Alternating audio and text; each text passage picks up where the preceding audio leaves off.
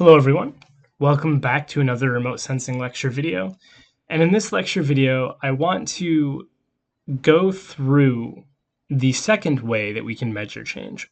So in the previous video, we talked about this idea of map to map.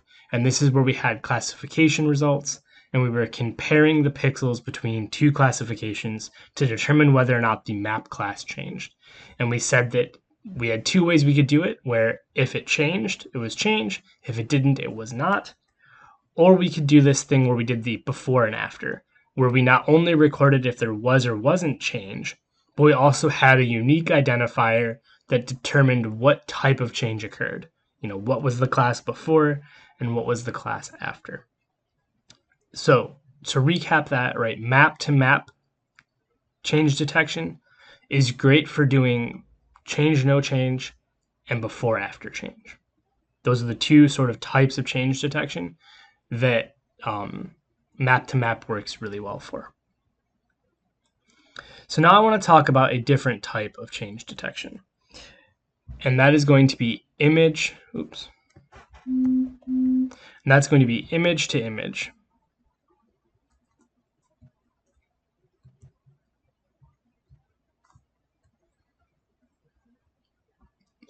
Right, so if map to map dealt with taking a classified image and comparing it to another classified image, right, classification.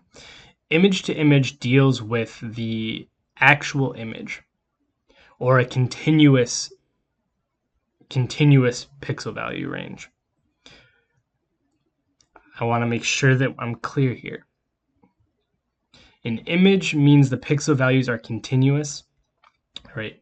A map means that the pixel values are discrete and that they represent some sort of real-world feature.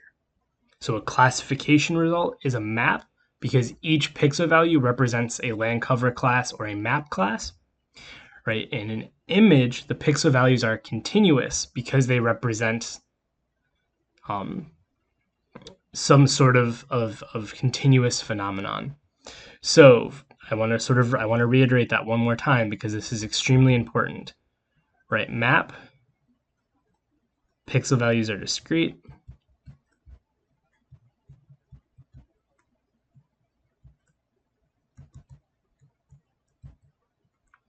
Right, 1, 2, 3, 4, etc. And they have a real-world meaning.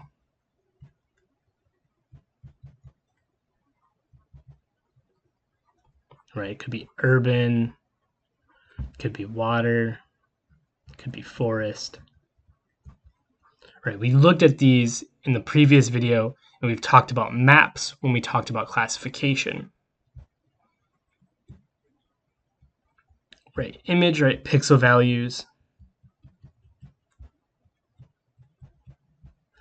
are continuous.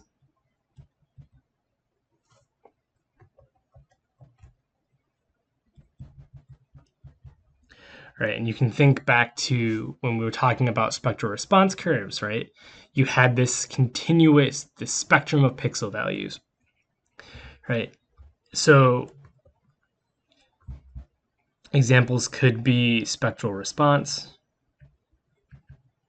or reflectance.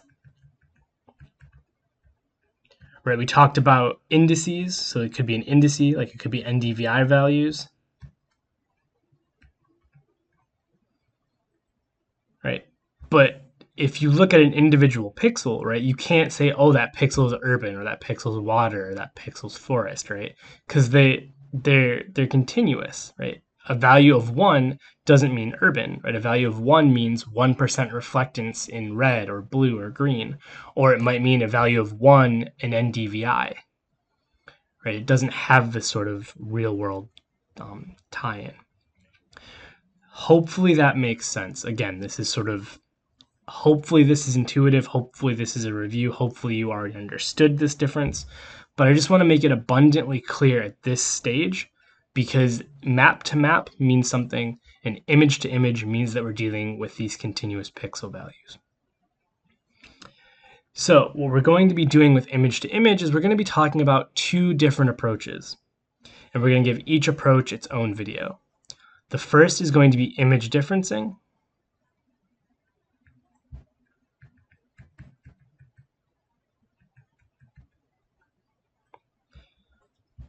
And the second is going to be multitemporal classification.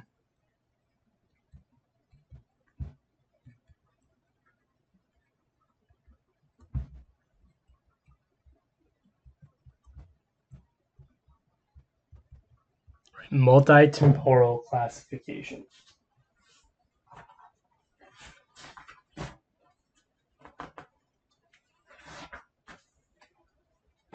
So image differencing, we're just going to throw out like a quick definition, is subtract one image from another.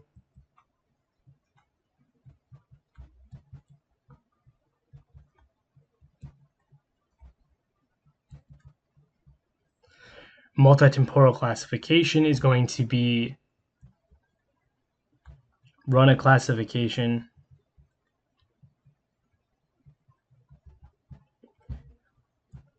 on multiple images stacked together.